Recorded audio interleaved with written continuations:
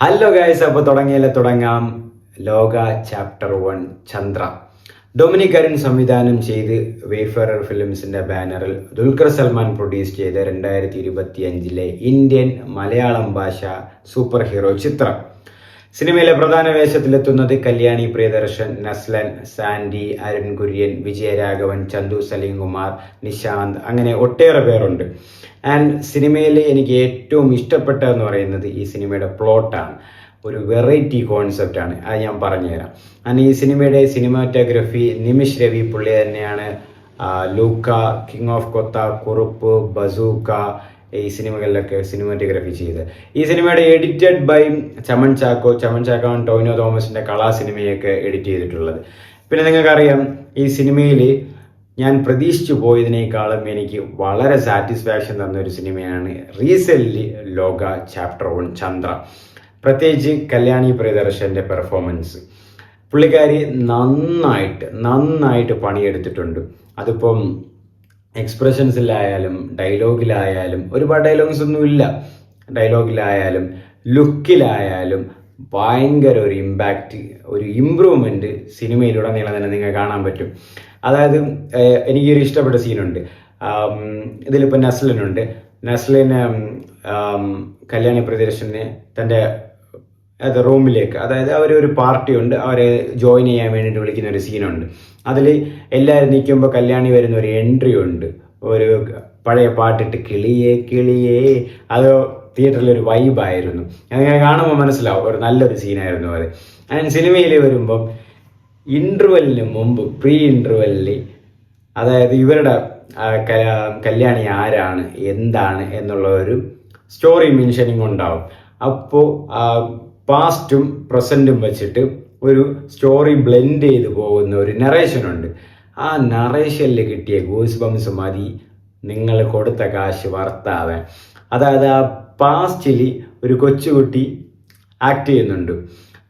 ആ കുട്ടിയുടെ ആക്ടിങ് മതി നിങ്ങൾ കൊടുത്ത പൈസ മുതലാവാൻ. സത്യം പറയാലോ, ആ സീൻ തൊട്ട് ലാസ്റ്റ് ആ സീൻ തീരുന്നവരെ കൈ ഫുൾ രോമാഞ്ചായിരുന്നു, ഫുൾ ഗൂസ് ബംസ് ആയിരുന്നു.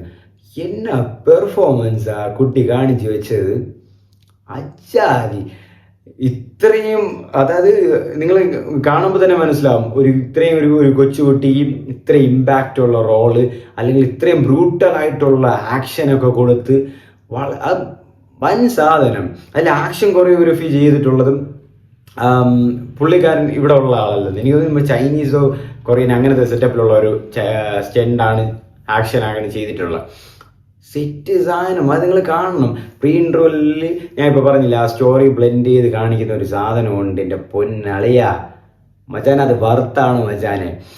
ഇതിൽ വരുമ്പം നസ്ലിൻ, ചന്തു സലീം കുമാർ ആൻഡ് അരുൺ കുര്യൻ, ഇവർ 3 പേരും ബാംഗ്ലൂരിൽ ഒരു റൂമിൽ 3 പേര് ഒരുമിച്ച് താമസിക്കുന്ന, നസ്ലിൻ ജോലിയില്ലാത്ത ഒരാൾ, പിന്നെ ചന്തു സലീം കുമാർ പഴയ ഒരു MBBS സ്റ്റുഡൻ്റാണ്, പാസ്സായിട്ടില്ല, പിന്നെ അരുൺ കുര്യൻ വെറുതെ നിൽക്കും.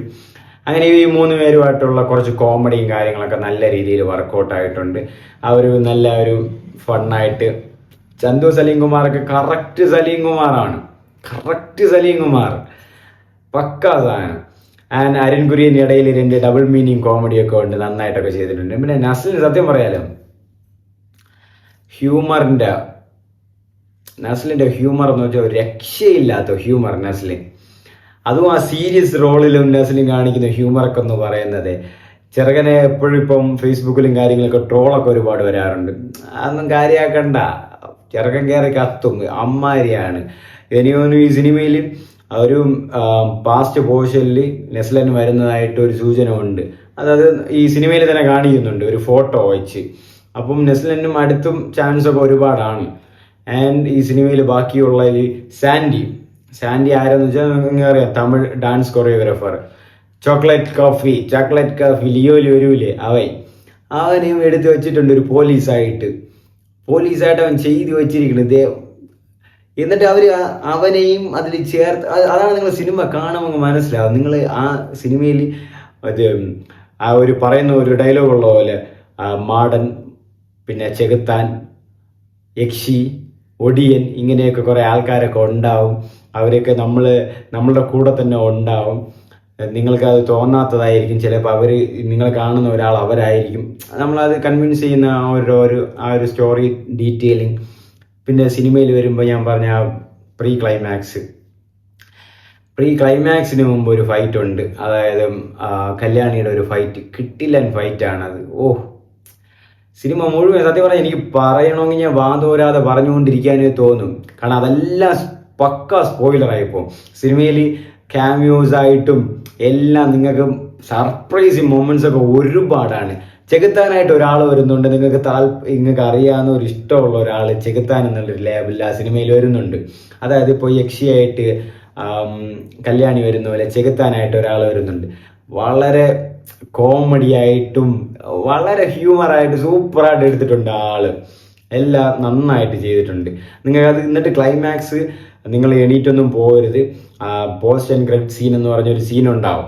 ആ സീന് വളരെ ഇമ്പോർട്ടൻ്റ് ആയ സീനാണ്. അതാണ് അടുത്തതിലേക്ക് പോകാനുള്ള ഒരു സീൻ. അപ്പം നിങ്ങൾ സിനിമ തീർന്നു പറഞ്ഞ് എണീറ്റ് പോകാതെ ഇരുന്ന് എല്ലാം കണ്ടിട്ടേ പോകാവൂ.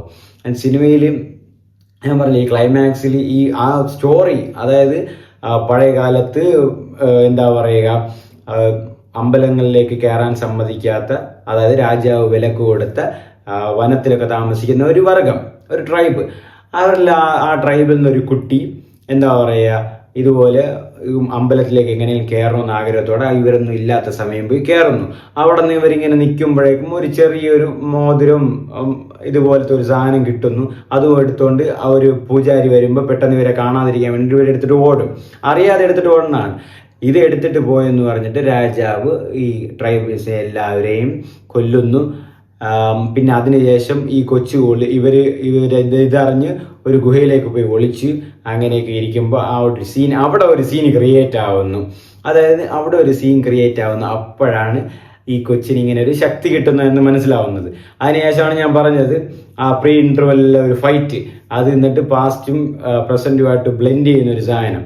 പിന്നെ ഞാൻ പറഞ്ഞില്ലേ, ഞാൻ കുറേ കാര്യങ്ങളൊക്കെ ഉണ്ട്, എനിക്ക് ഒരുപാട് നിങ്ങളോട് ഷെയർ ചെയ്യണമെന്നുണ്ട്. ബട്ട് അതൊക്കെ കണ്ടാൽ നിങ്ങളെ സിനിമ ആസ്വാദനത്തിനെ ബാധിച്ചാലോ എന്ന് വിചാരിച്ചാണ് ഞാൻ പറയാത്തത്. എന്തായാലും തീർച്ചയായിട്ടും ലോക നിങ്ങൾ മസ്റ്റ് വാച്ചായിരിക്കണം. കണ്ട ഉറപ്പായിട്ട് നിങ്ങൾക്ക് പൈസ വസൂലാണ്. ചാപ്റ്റർ 1 പക്ക സാധനമാണ്, തിയേറ്റർ സ്റ്റഫാണ്. പെർഫോമൻസ് വൈസ് എല്ലാവരും നന്നായിട്ട് പൊളിച്ചിട്ടുണ്ട്. പിന്നെ എടുത്തു പറയേണ്ടത് ജെയ്ക്സ് ബിജോയ്. എൻ്റെ പൊന്നണ്ണ, നിങ്ങൾ എന്ത് പടപ്പാണ് ചെയ്തു വെച്ചതെന്ന് ഒരു പിടിയും ഉണ്ടാ. BGM ഒക്കെ അമ്മാതിരി BGM ആണ്. ആൻഡ് വിഷ്വലൊക്കെ നോക്കണം. നിങ്ങൾ ഏത് സൈഡിൽ നിന്ന് എടുത്ത് നോക്കിയാലും വാൾപേപ്പർ ഇടാനുള്ള സാധനങ്ങൾ അതിലുണ്ടാവും. കല്യാണി ചില സമയം ഇങ്ങനെ പറന്നു പോണ സീനും അതൊക്കെ നിങ്ങൾക്ക് കറക്റ്റ് ഒരു ഹോളിവുഡ് പടം കണ്ട ഫീൽ നിങ്ങൾക്ക് തോന്നും. എനിക്ക് ഏറ്റവും ഇഷ്ടപ്പെട്ട സീൻ എന്ന് പറയുന്നത് ആ പ്രീ ഇന്റർവെല്ലിലെ ആ കൊച്ചിൻ്റെ സീനാണ്. എന്നിട്ട് ആ കൊച്ച് ഇങ്ങനെ ഓടും, ആ കാട് വഴി അമ്മ രക്ഷപ്പെടാൻ പറയുമ്പോൾ ഓടുമ്പോൾ ബാക്കിൽ നിന്ന് ഒരു പട്ടിയും കൂടെ ഓടുന്നൊരു സീനുണ്ട്. ആ സീൻ മുഴുവൻ ഇങ്ങനെ തിയേറ്ററിൽ ഇങ്ങനെ കാണുമ്പോൾ എനിക്കൊരു ഹോളിവുഡ് പടത്തിൽ ഈ വാമ്പയറൊക്കെ പോകുന്ന ആ ഒരു സീനും സിറ്റുവേഷനൊക്കെയാണ് ആ മൈൻഡിൽ എനിക്ക് ഓർമ്മ വന്നത്. പടം കത്തും സീന് പടമാണ്, ഞെരിപ്പ് സാധനം. സത്യം നിങ്ങൾ പോയി കാണണം, മസ്റ്റ് വാച്ചാണ്. നിങ്ങൾക്ക് ഞാൻ പറഞ്ഞില്ലേ, എന്തേലും പറയാനുണ്ടെങ്കിൽ ഞാൻ പറഞ്ഞു തന്നെങ്കിൽ, കാരണം എനിക്ക് ക്യാമിയോസും സർപ്രൈസൊക്കെ നിങ്ങളെല്ലാം ഷെയർ ചെയ്യാം. പക്ഷെ നിങ്ങൾ പോയി കണ്ട് അത് അനുഭവിക്കണം അല്ലെങ്കിൽ ആസ്വദിക്കണമെന്നാണ് എൻ്റെ ആഗ്രഹം. സോ ലോക ചാപ്റ്റർ 1 ചന്ദ്ര ഒരു രക്ഷയില്ല.